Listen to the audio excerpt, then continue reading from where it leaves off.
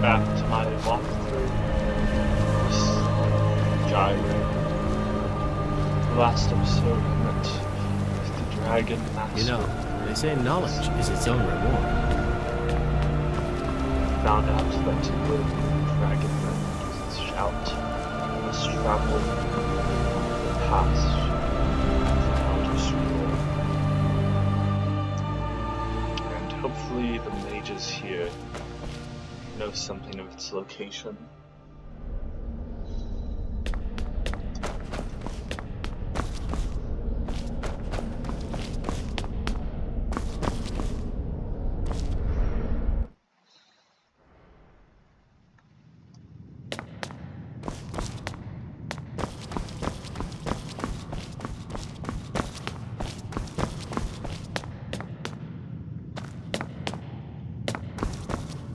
I don't want to see you treating any of these people poorly.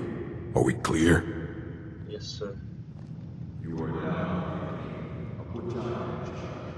It might as well be my own plan. Disrupt my arcane, and I will have you torn apart by hanging at your house. Now, you require assistance. I'm seeking the Elder Scroll.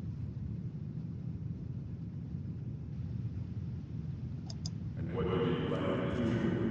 You even know what you're asking me about? Or are you just so terrible? I seek to use it. You think that you Travel back in time. It would be kept under the highest security. The greatest secret in the world would be a lay up for your right.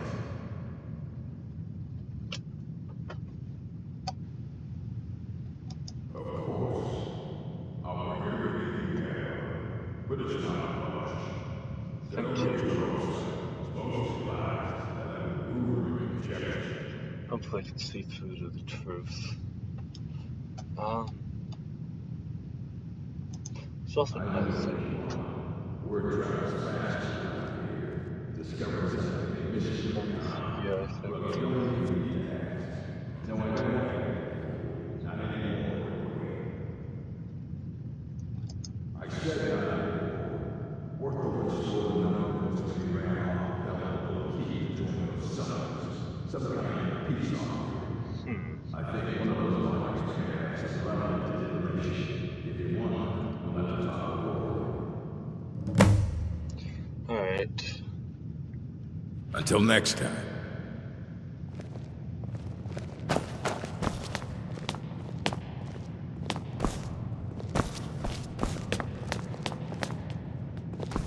Here you go. Try not to spill anything on them.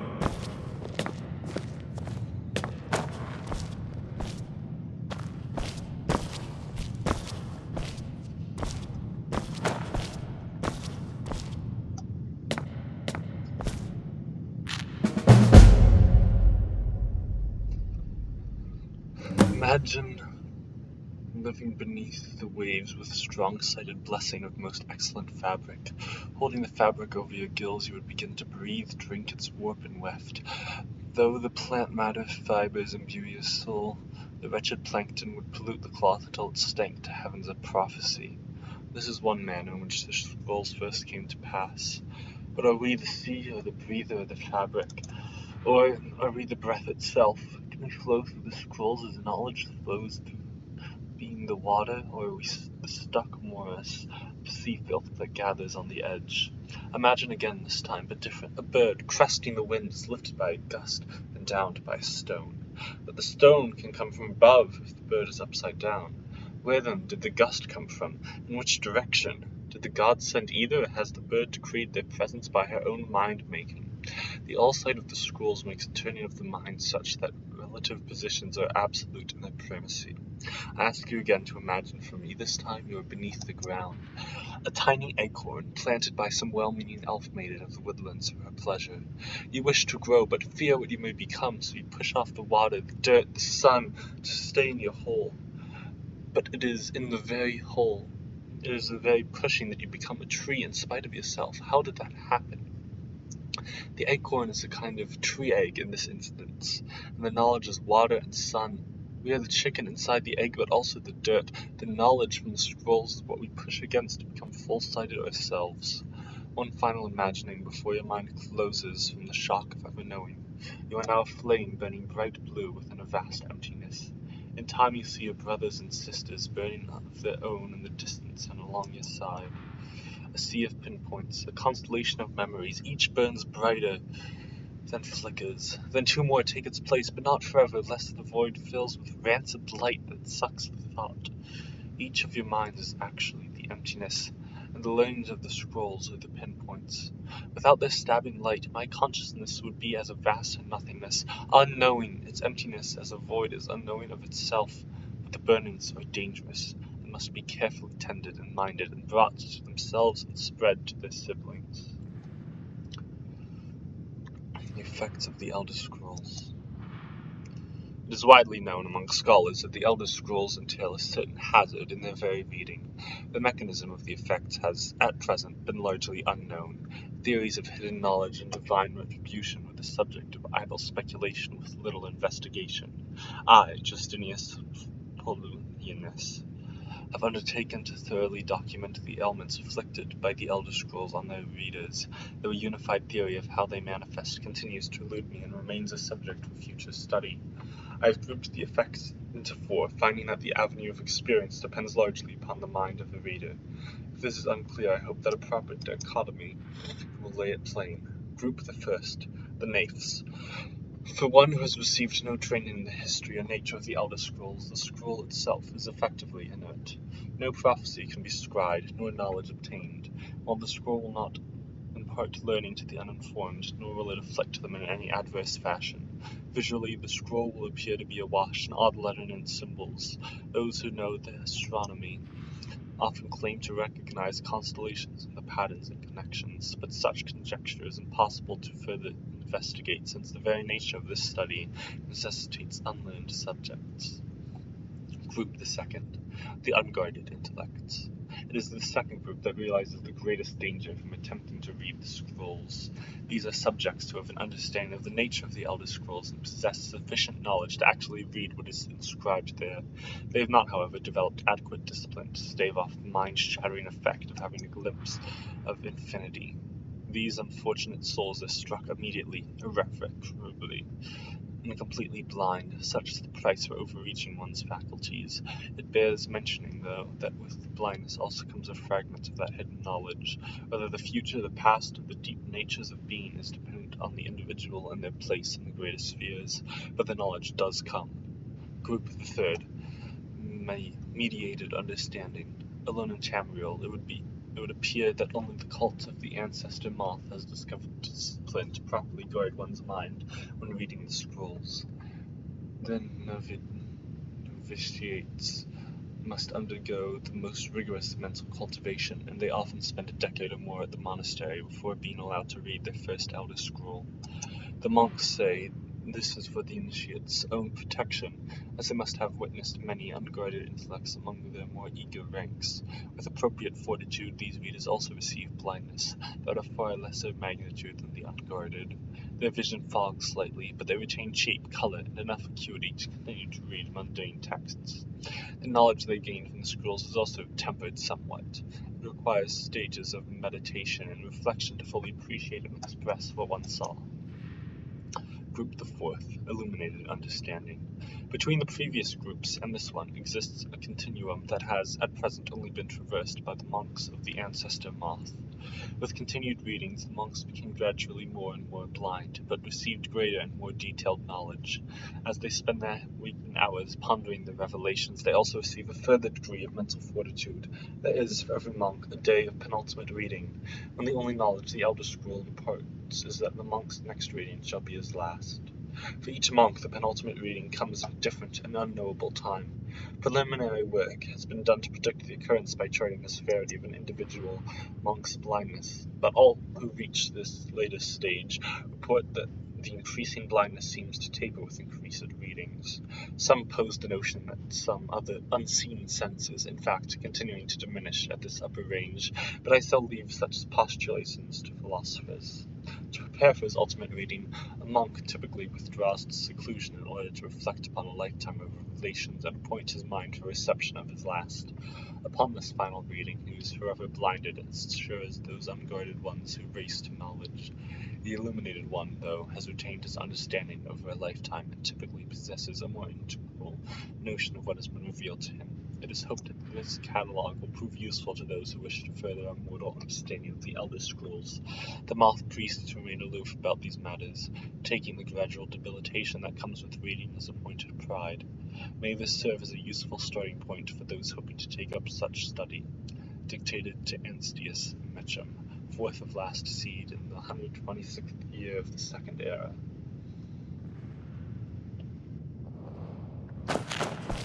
Well, that was a lot. Of course.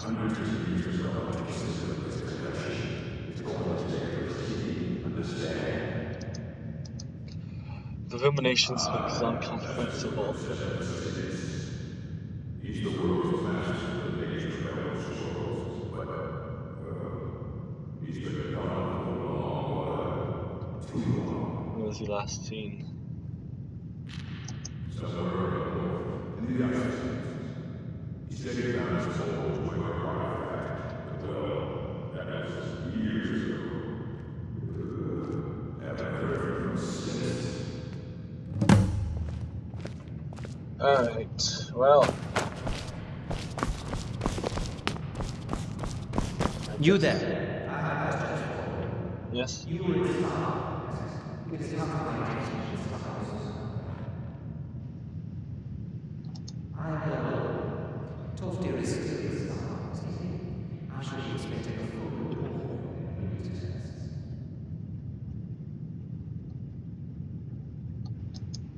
It is my job to do these things. My role as an Isaac is about to make it healing by every atrocity. Thank you for your care. You may go. Thank you. Seems suspicious.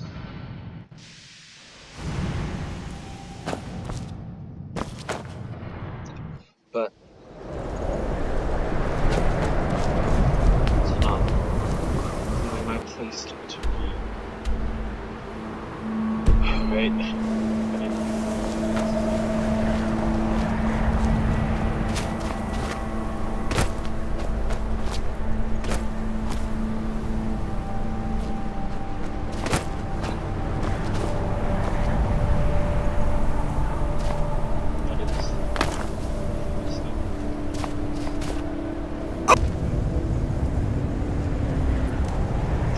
That was different.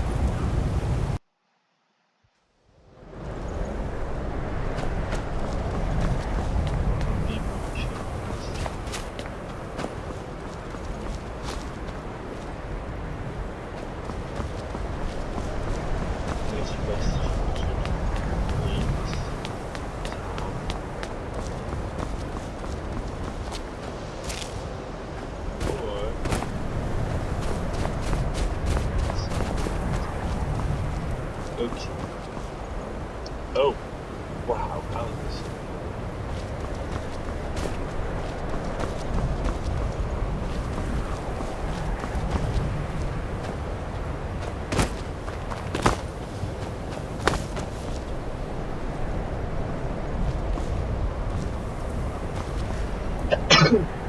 Okay.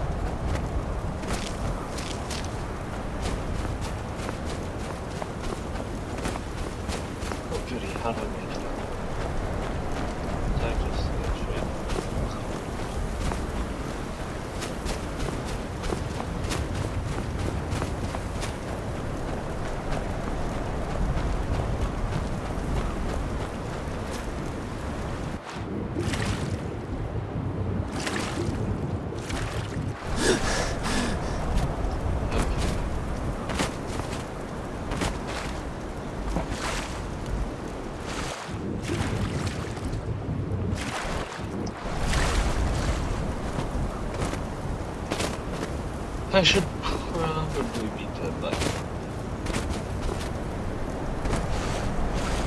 Go on.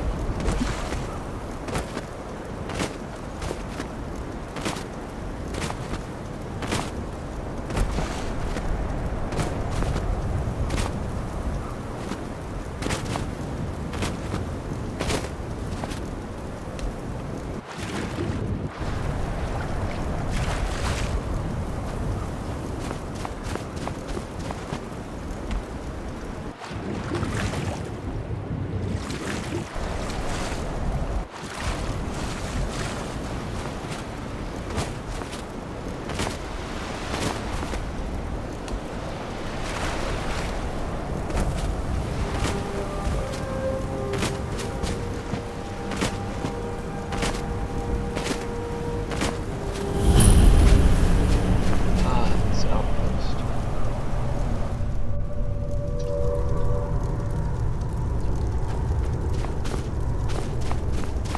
Are you in here?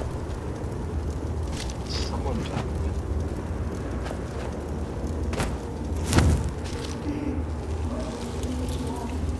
I'll know you're lost unknown and rise to your depths. Okay, so he's insane. When the top level was built, no more could be placed. It was and is the maximum apex. I heard you know about the Elder Scrolls. Elder Scrolls, indeed. The Empire, they absconded with them. So they think. The ones they saw, the ones they thought they saw. I know of one, forgotten, sequestered. Can you tell But me I where it cannot is? go to it, not poor Septimus, for I have arisen beyond its grasp. What do I have? Here. Well, here as in this Okay. plane. Mundus, Tamriel, nearby, relatively speaking. On the cosmological scale, well, it's all nearby. One me block another. lifts the other. Septimus will give what you want, but you must bring him something in return. What do you desire? You see this masterwork of the Dwemer, deep inside their greatest knowings.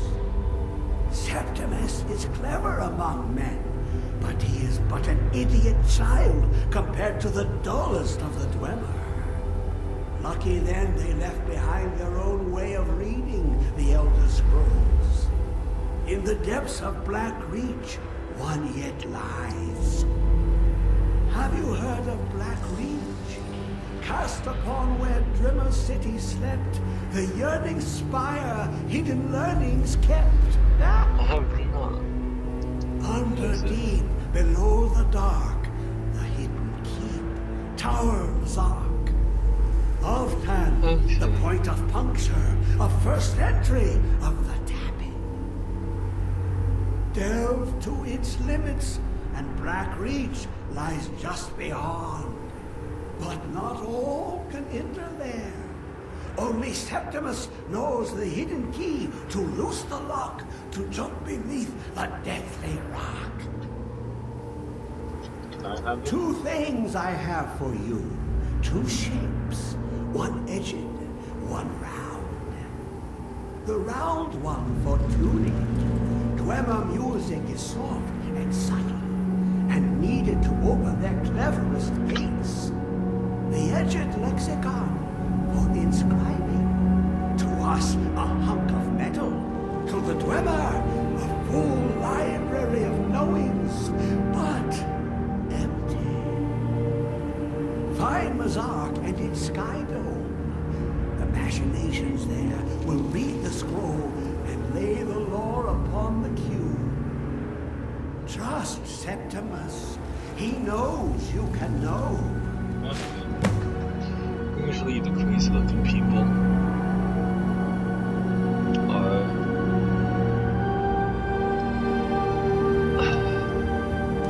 the most knowledgeable.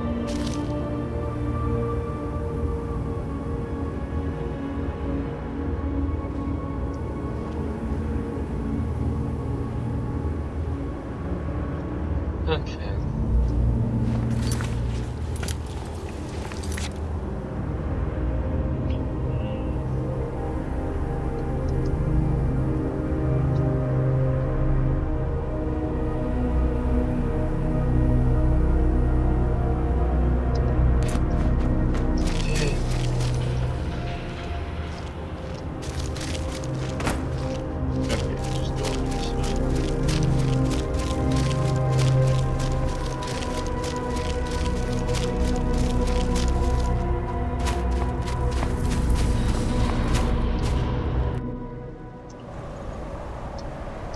And then travel.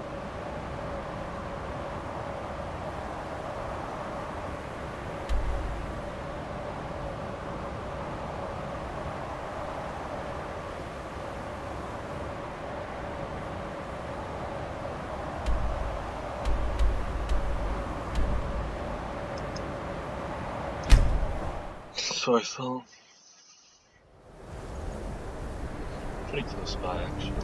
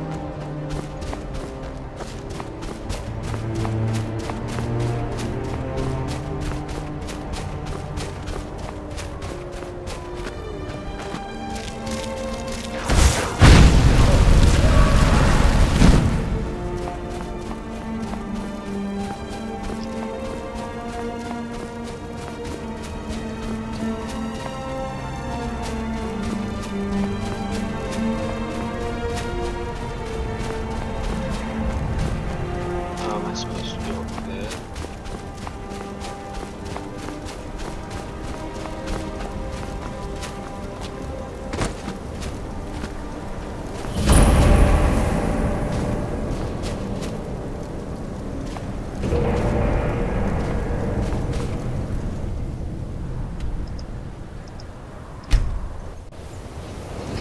This is a strategy.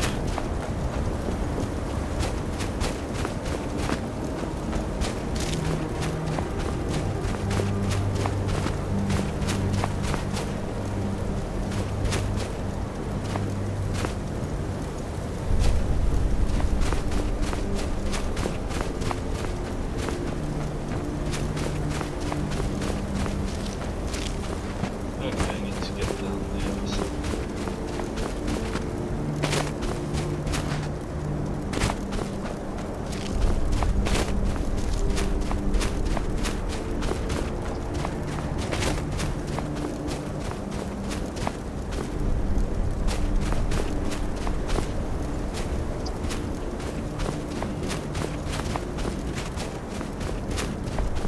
So weird.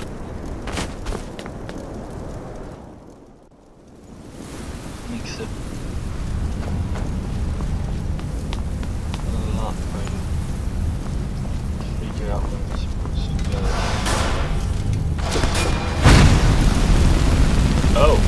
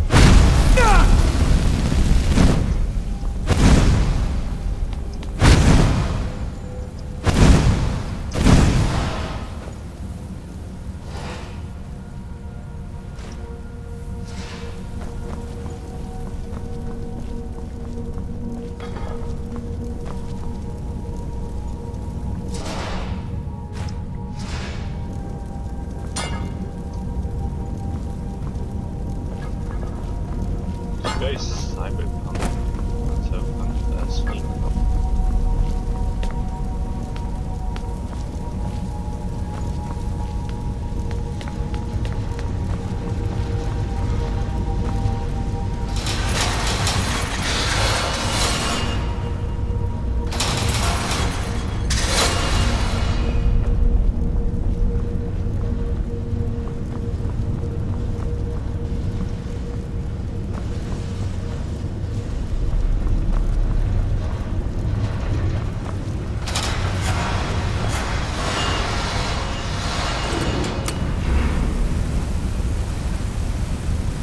Okay.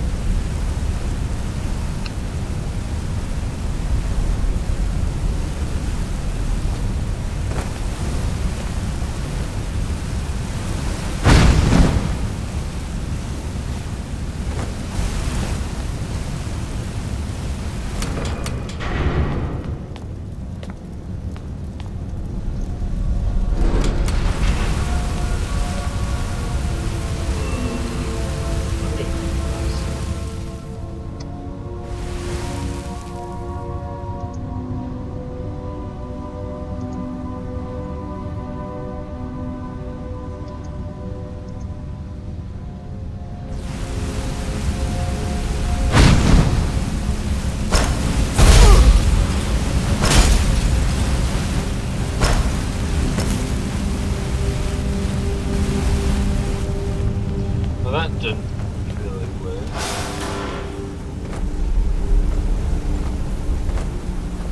But it kinda did. Worked well enough.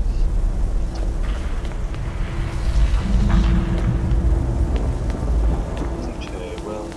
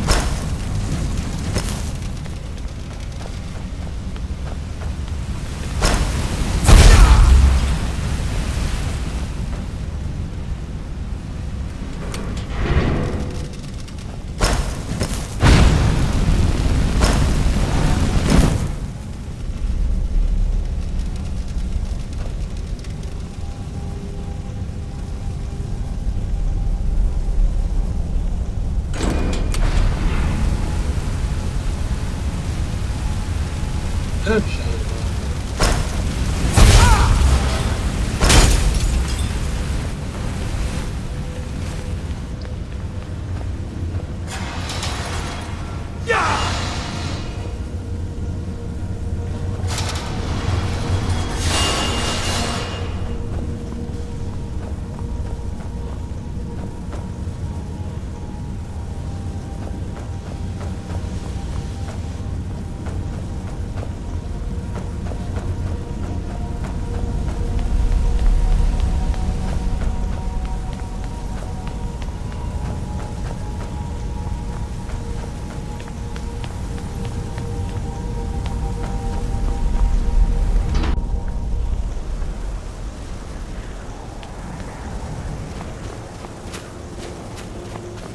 Right, this is what I'm supposed to do.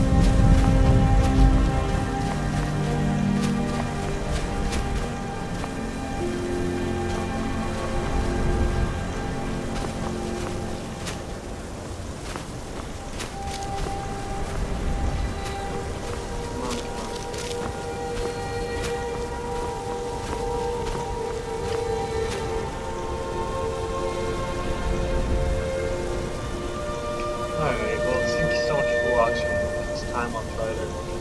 Let's grind this eldest. See you then. Bye.